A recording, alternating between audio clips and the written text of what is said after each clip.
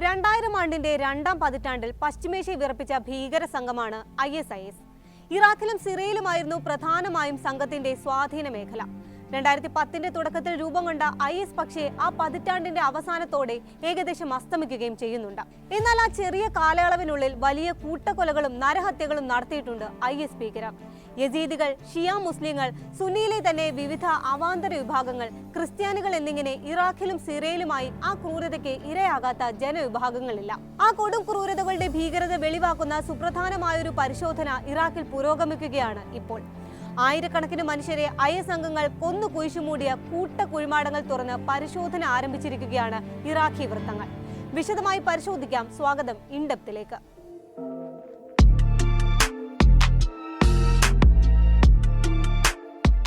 ഇറാഖിൽ സദ്ദാം ഹുസൈന്റെ പതനത്തിന് പിന്നാലെ ഉടലെടുത്ത അരക്ഷിതാവസ്ഥയും ആഭ്യന്തര കലാപങ്ങളും മുതലെടുത്താണ് 2013 ഇറാഖിന്റെ പ്രാന്തങ്ങളിൽ IS സംഘം രൂപം കൊള്ളുന്നത്.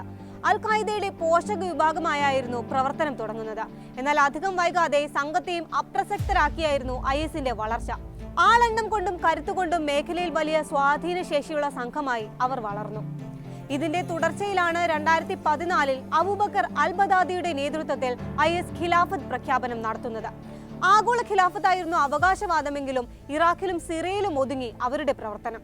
അതേസമയം ലോകത്തിന്റെ വിവിധ ഭാഗങ്ങളിൽ നടക്കുന്ന ഭീകരാക്രമണങ്ങളുടെ ഉത്തരവാദിത്തം ഏറ്റെടുത്ത് അന്താരാഷ്ട്ര തലത്തിലെ വാർത്തകളിലും നിറഞ്ഞു നിന്നു. 2015 ആകുമ്പോഴേക്കും മൊസ്യൂൾ ഉൾപ്പെടെയുള്ള പ്രദേശങ്ങൾ കീഴടക്കി ഇറാഖിലും റഖ നിയന്ത്രണത്തിലാക്കി സിറിയയിലും വലിയ സ്വാധീന ശക്തിയായി അവർ മാറിയിരുന്നു.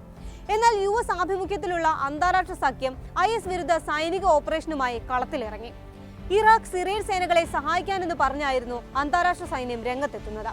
എന്നാൽ സർവ്വസന്നാഹവുമായി US സൈന്യം എത്തിയിട്ടും IS ഭീകരരെ കീഴടക്കാനായില്ല.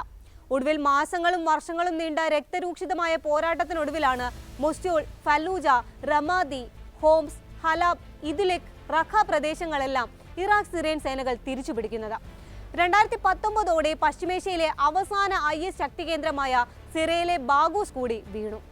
US ആക്രമണത്തിൽ IS തലവൻ അബൂബക്കർ അൽ ബദാദി കൊല്ലപ്പെട്ടതായുള്ള റിപ്പോർട്ടുകളും പുറത്തു വന്നു. ഇതിനിടയിൽ സംഘത്തിന്റെ കൂട്ടക്കുരുതിയിൽ 10,000 രണ്ട് രാജ്യത്തുമായി കൊല്ലപ്പെട്ടിരുന്നു. US, ഇറാഖ്, സിറിയൻ സൈന്യങ്ങളുമായുള്ള ഏറ്റുമുട്ടലിൽ ലക്ഷക്കണക്കിന് IS ഭീകരന്മാരും കൊല്ലപ്പെട്ടതായി റിപ്പോർട്ടുകൾ സൂചിപ്പിക്കുന്നു.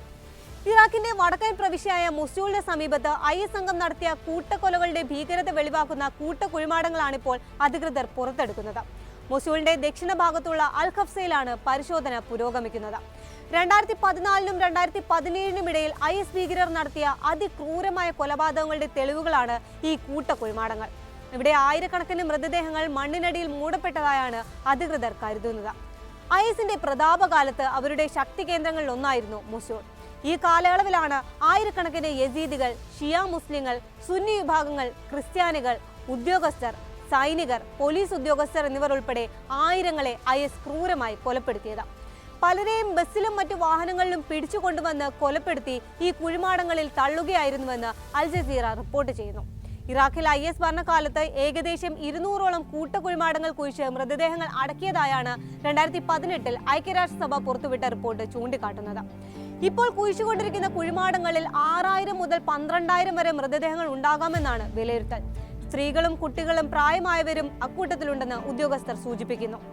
ഇറാഖ് സർക്കാരിന്റെ മനുഷ്യാവകാശ മന്ത്രാലയവും ഫോറൻസിക് വിദഗ്ധരും ചേർന്നാണ് ഈ മണ്ണുമാന്തൽ പ്രവർത്തനങ്ങൾക്ക് നേതൃത്വം നൽകുന്നത്. 2017 ഇറാഖി സൈന്യം ഈ പ്രദേശം ISൽ നിന്ന് തിരിച്ചുപിടിച്ചപ്പോൾ നിരവധി കൂട്ടക്കുഴിമാടങ്ങൾ കണ്ടെത്തിയിരുന്നു. ഈ പ്രദേശത്തെ ഏറ്റവും വലിയ കൂട്ടക്കുഴിമാടമാണ് ഇപ്പോൾ ഉദ്യോഗസ്ഥർ തുറന്ന് പരിശോധന നടത്തുന്നത്. ഈ കുഴിമാടത്തിൽ നിന്ന് 500ലധികം മൃതദേഹങ്ങൾ കണ്ടെടുക്കാൻ സാധിക്കുമെന്നാണ് അധികൃതർ പ്രതീക്ഷിക്കുന്നത്. ഓരോ മൃതദേഹവും ശാസ്ത്രീയമായി പരിശോധിച്ച് DNA പരിശോധനയിലൂടെ ഇരകളുടെ ഐഡന്റിറ്റി തിരിച്ചറിയാനുള്ള ശ്രമങ്ങൾ നടക്കുന്നുണ്ട്. ISന്റെ മനുഷ്യാവകാശ ലംഘനങ്ങളുടെ തെളിവുകൾ ശേഖരിക്കുന്നതിനും ഇരകൾക്ക് നീതി ഉറപ്പാക്കുന്നതിനും വേണ്ടിയാണ് ഈ പ്രവർത്തനങ്ങൾ നടക്കുന്നത്. IS ക്രൂരതയുടെ ജീവിക്കുന്ന തെളിവാണ് ഈ കുഴിമാടമെന്ന് ഇറാഖ് മനുഷ്യാവകാശ മന്ത്രാലയത്തിലെ ദിയ ഖലീൽ അൽ അസാവി പറയുന്നു. കുഴിമാടത്തിലെ ഓരോ മൃതദേഹത്തിനും ക്രൂരതയുടെയും കൊടിയ പീഡനങ്ങളുടെയും കഥ പറയാനുണ്ടാകുമെന്നും അദ്ദേഹം സൂചിപ്പിച്ചു.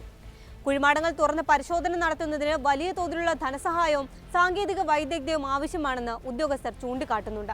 ഫോറൻസിക് പരിശോധനകൾ, DNA ടെസ്റ്റിംഗ്, മൃതദേഹങ്ങളുടെ തിരിച്ചറിയൽ എന്നിവയ്ക്കെല്ലാം വലിയ ചെലവ് വരും. ഈ പ്രവർത്തനങ്ങൾ മുന്നോട്ട് കൊണ്ടുപോകാൻ അന്താരാഷ്ട്ര സഹായം അനിവാര്യമാണെന്നും ഇറാഖ് ഭരണകൂടം അഭ്യർത്ഥിക്കുന്നുണ്ട്.